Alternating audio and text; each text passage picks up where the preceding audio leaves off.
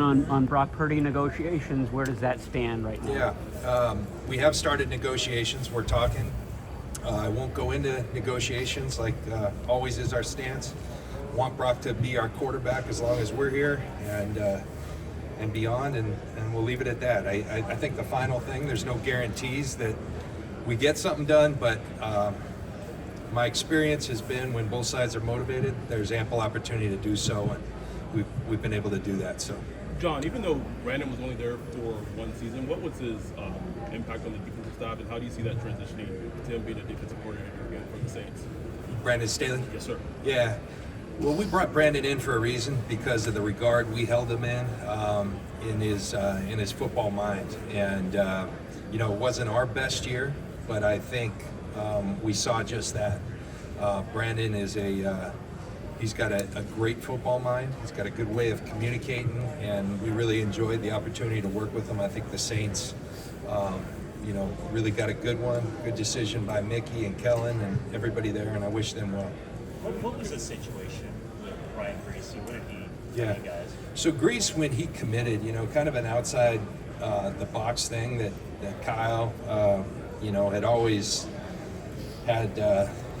Thought of Grease, man, he'd be a great coach, and he approached him. I think Grease was in a different world, and he had given it some thought on the front end, and at the time he gave us a 3-year commitment. He's a very principled guy. I think, as often does, I think family and certain other things, I don't want to speak for Brian, but other things were pulling at him, and respect that he made a tough decision, but one he thought was best for him and his family. The decision was what? To step away. Permanently. No, I think to take some time, and we'll see where it goes. I don't want to speak for Brian, but we had good conversations. It's all good. It was just a family decision that he made. It seems like there was a full press to bring Robert Saleh back. How excited are you guys to have him back?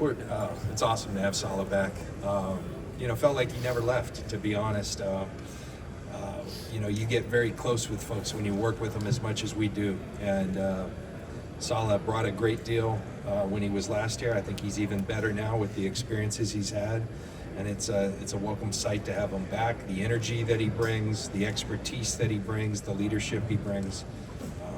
We're very happy to have Robert and his growing family.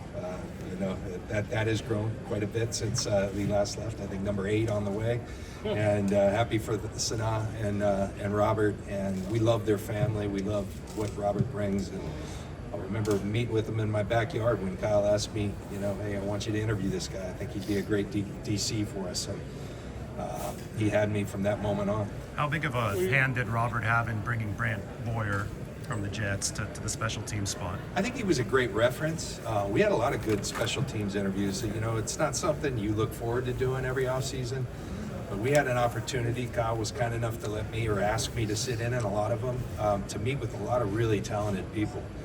And, Brant was a guy that the people who we hold in high regard in the special teams world, everybody kept saying he was in that list of people we should talk to.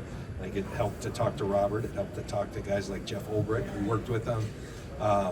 And then, most of all, to sit down, hear his vision for our special teams group and get his thoughts. And he's been a great contribution already. When you look at the college football landscape, how much has changed? Even like maybe when you were coming out.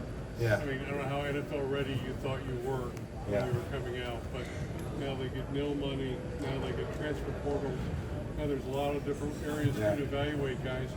Do you see more older guys coming out that are more NFL ready, or yes and no, the experiences they're having in college may or may not make them? Well, I would tell you, we're still kind of in that Wild West. There's so many new things happening in college football. And so, my hope is that over time you get guardrails and we get this to the right place.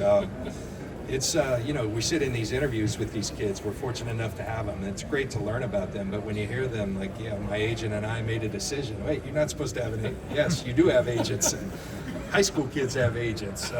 So it's a different world. One of the advantages I think we get is a lot of these guys now have had money in college, and oftentimes you got to make mistakes to learn. Sometimes they've made their mistakes, and hopefully they're a little better equipped. We used to get them when they've never had money, and all of a sudden they have money, and they got people asking them for money, and you should do this investment. Maybe they're a little more battle tested by the time they get to us. It's one perspective. I try to be an optimist, and that is one thing that we've seen that can be a positive. Have you talked to Trent Williams? Were you? How NFL? Or how about I was. how you think you were? I was a position switch my junior year, so I was new to DB.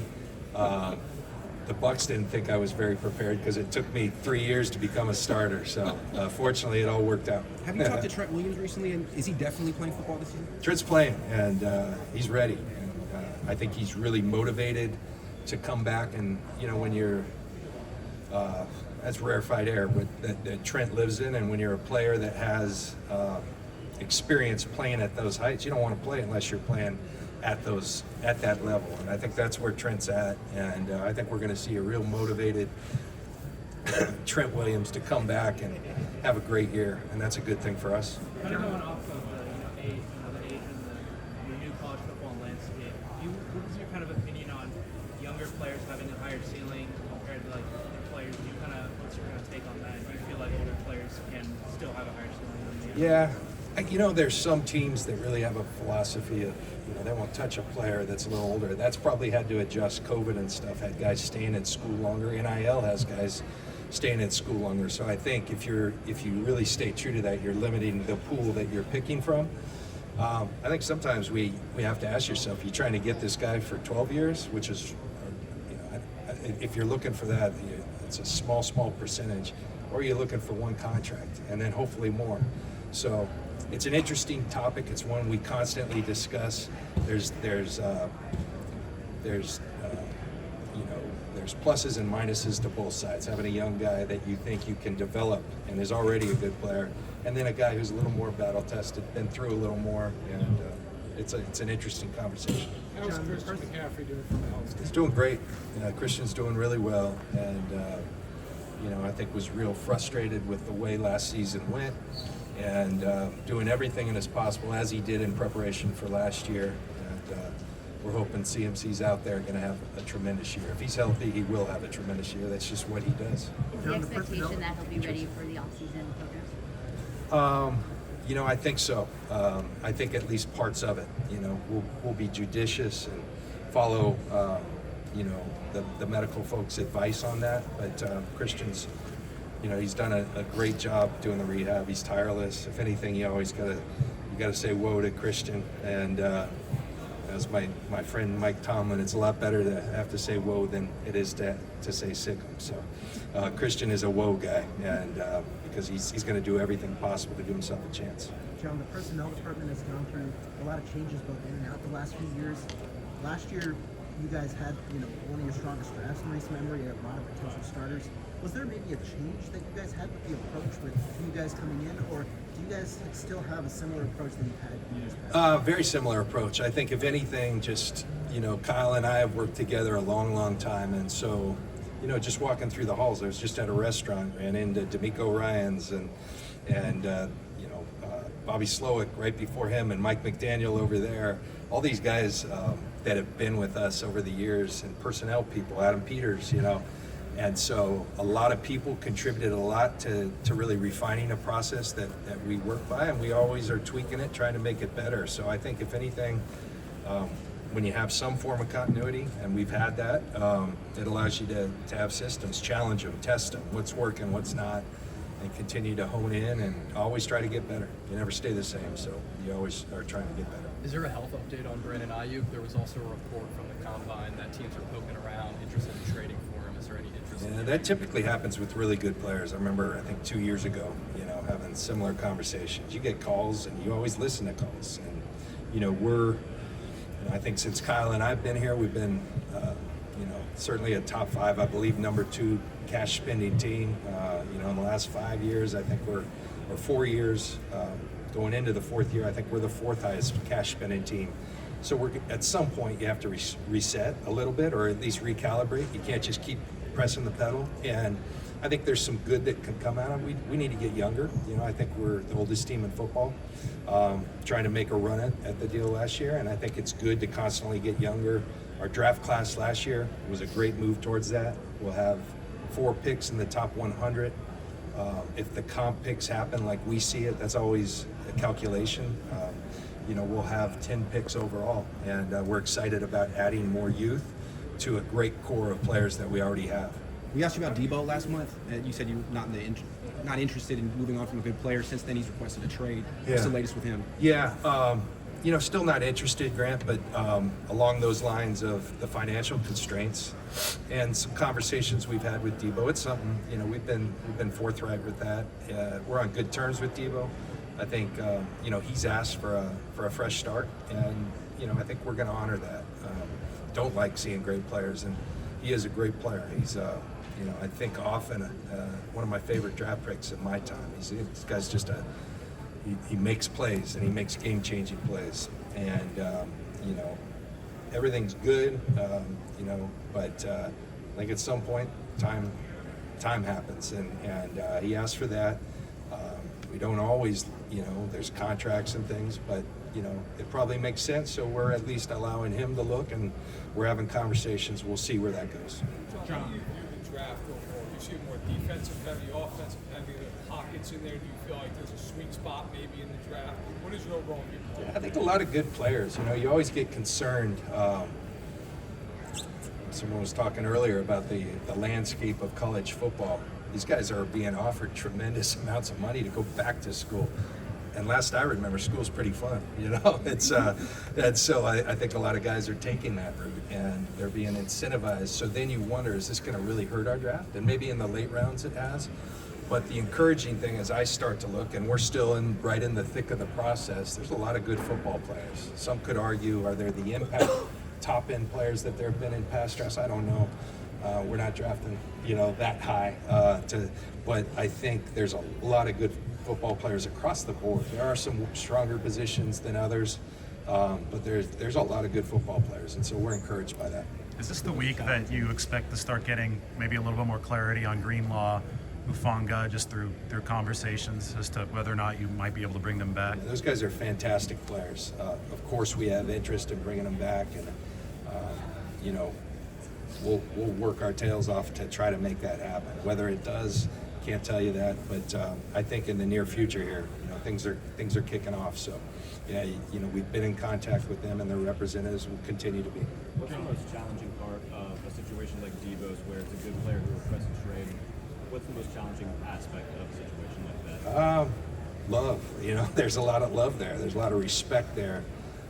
There's a lot of shared experiences. So to let that go, that's difficult. But like I said, time happens, and if it makes sense for both sides, you at least give it a chance, and so that's where we're at. Did he explain why he wanted a fresh start? Yeah, but I'm not. Those are personal conversations, and like I said, everybody's on good terms. And, hopefully we find a great place. Then we'll have to make a decision if we don't.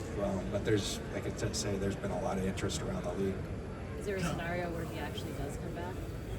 There's always a scenario. I've learned that as well. Yeah. Last two more guys. You mentioned the possibility of bringing back Jamal Hargrave. Is that still a possibility in your eyes? And do you view defensive tackle as a priority this offseason? It is, but I would tell you, I think that the D tackle market's going to be, those guys, it's a premium position, and they typically do well. And even Javon, who's coming off the tricep, I think he's well on his way to being healthy, and I think it'd be a robust market, but we'll see. And we've had good discussions with Javon. When we kind of talked about the transaction we were going to make, that we'd be interested in a scenario where he comes back, and hopefully we can be involved in that. We'll see. Hey John, you mentioned prospects that are good players but maybe have more developmental upside versus maybe impact prospects that can come in right away. With the quarterback potentially having a big number going forward, does that kind of influence how you see those two and which you might lean more toward in drafting? One more time when we're on that question. Yeah, like you mentioned the players that are good players but have more developmental upside. Yes.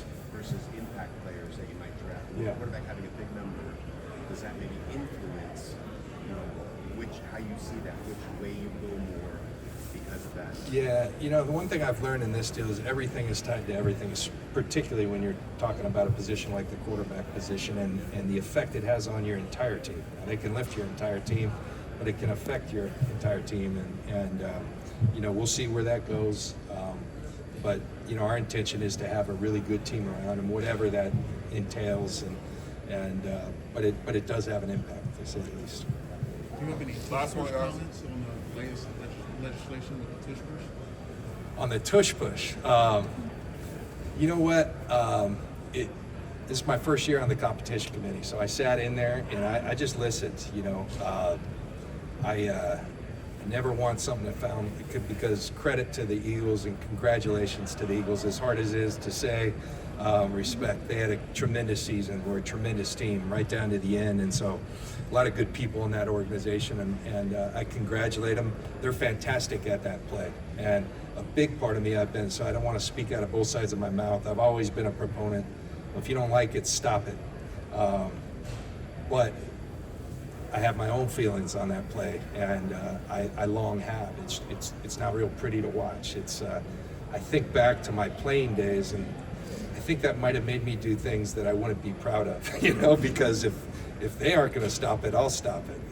That kind of trickles into players that have a certain mentality's head, and I'm just being truthful there. And so I hope that's never the case. You know, the competition committee, you know, I've been really impressed the way they go about things. You know, you go right down the line. Let's talk about it, you know, for the game of football, the aesthetics of it. But let's talk about it first and foremost is always health and safety. And I think there's probably not enough significant data to show that, yeah, that a lot of people are getting injured on this play. There is, I think, a fear that something serious could happen on that play just because of the dynamics of it. And I think part of everyone involved job is to make tough decisions before that ever happens. And so that's something they're weighing. There's great discussion, and you know, I think that discussion will go to the owners' meeting in Florida here in the coming weeks, and should be interesting, and a lot of strong opinions on both sides. All right, guys.